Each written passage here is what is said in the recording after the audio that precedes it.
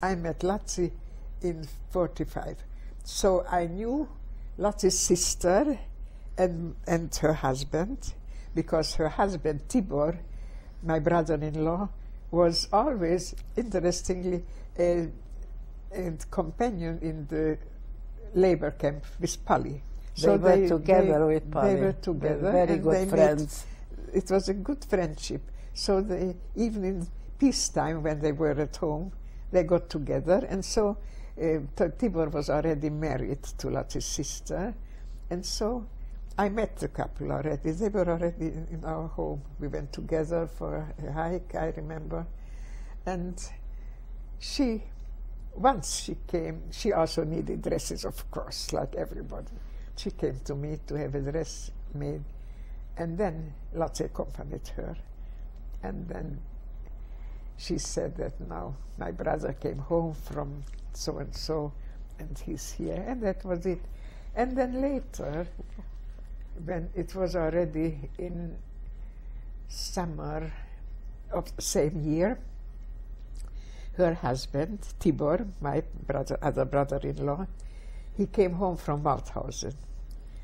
Because he was in this group who was taken to when Pali West. When Pali was became left there, sick, he was still healthy, and he was marched to Mauthausen, where he took sick. And then it took him a long time to come about back. September or end of August when he came home.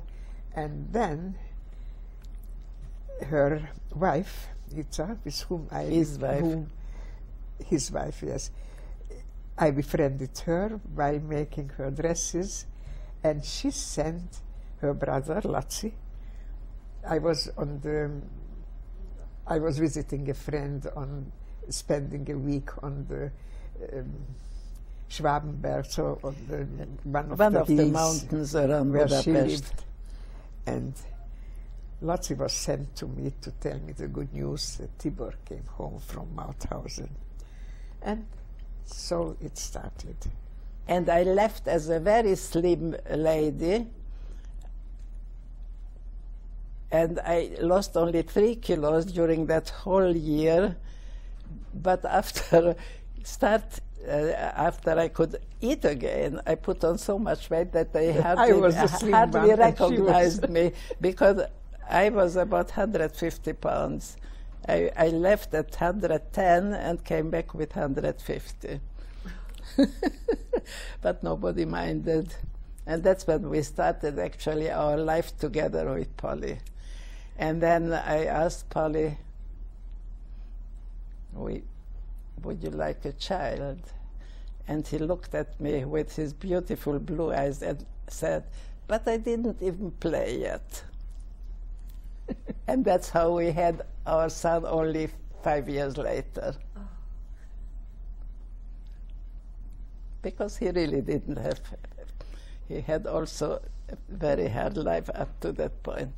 And then we had a few good years until the communist system took over, which means that the war was over in 45 and the communist system started in 49. So there were 4 years when you could feel free, when you could try to make a new life for yourself. The communist system was unbearable, of course. It was restrictive, it was dangerous, it was cruel. You could be sent to jail if you had more than the allotted 1 kilo of sugar. If you had 2 kilos, then you were already hoarding. So you lived in constant fear. You never know who was your friend, who was your enemy. That's right. Could be your best friend and you were afraid of and this went on from 49 until 56, when first in Poland the movement started. And with Lech Walesa, the Solidarity movement, and that's when the communist system started to weaken. And that's when the Hungarian Revolution started on October 23rd, 1956. And then first it looked like the revolution will succeed and Hungary will be free, but then the Russians came back with tanks, and there was fighting in Budapest, there was people dying. Then came the reverse, some people were hung on the lamp post. It was also a terrible time. And then the Iron Curtain somehow was lifted for a while. So we heard about people who made it to Vienna. And that's when Polly and we decided that we want to give our 7-year-old son a better life, and maybe we should leave Hungary. And but wait, it had some előjáték, az yes, Vorspiel. Yeah, what do you want to say? That's 1 year before the revolution. Oh yes. Out of a blue, where our cousin from Uruguay, from Montevideo, appeared in Budapest. We didn't see him since he was 16 years old. And he was my age.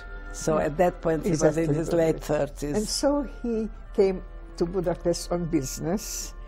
They wanted to buy here all kinds of textiles to import. He was an importer. And he came to us, of course, and we rediscovered each other. Our friendship grew, and he spent beautiful days with us. He came for 2 weeks, and he spent 6 weeks in Budapest. He had such a good time, and we had such a good time with him. And we were talking a lot. Why didn't we emigrate in the 40s after the war, when it was possible? We said, because life was so beautiful here in Budapest in 47, 48, that we thought, why leave, why go away? It's nice here. So, but he said, but even now you could emigrate. We said, how could we? Nobody goes out of this country. There is this Iron Curtain.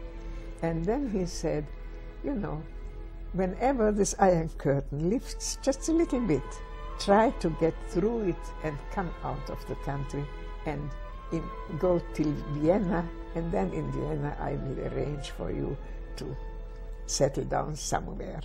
And this is what happened. 1 year later, the revolution opened the Iron Curtain a little bit, and 250,000 people left the country. We left on December the 2nd by train. Polly got false papers from his company that he's being transferred to that many times mentioned Sopron, which is the westernmost city in Hungary, where they also had textile factories, that he's transferred to there, so we could travel legitimately on the train up to a certain point, because they came constantly to check the papers. And there we got off, and our paternal grandmother had a girl staying with her since she was 15 until the grandmother died when this girl was in her late 20s. Then she went back home to her village and married, and we knew her address, and we went to their house, and during the night her husband and her brother-in-law showed us the border, where the border is, and that's how we escaped. And then we saw the lights of a place called Wiener Neustadt, which is already in Austria. There were searchlights, sometimes we were walking, and that's how we arrived in Wiener Neustadt. And then we stayed there for A lot of Hungarians were there. We were at a school, and families of the village, each family offered that they will feed one family.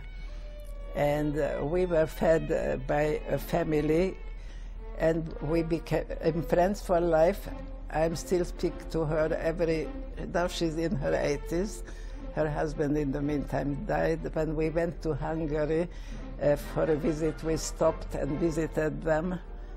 And I can never forget that it was December the 6th, and we had dinner in their house, and she was coming with us to the school where we stayed overnight, and at a store she stopped and said, "I have to buy something." And she comes out and he brings all that chocolate, because December 6th is in Hungary St. Nicholas Day, and children get all kinds of presents at that. It's a prelude to Christmas. And that I could never forget.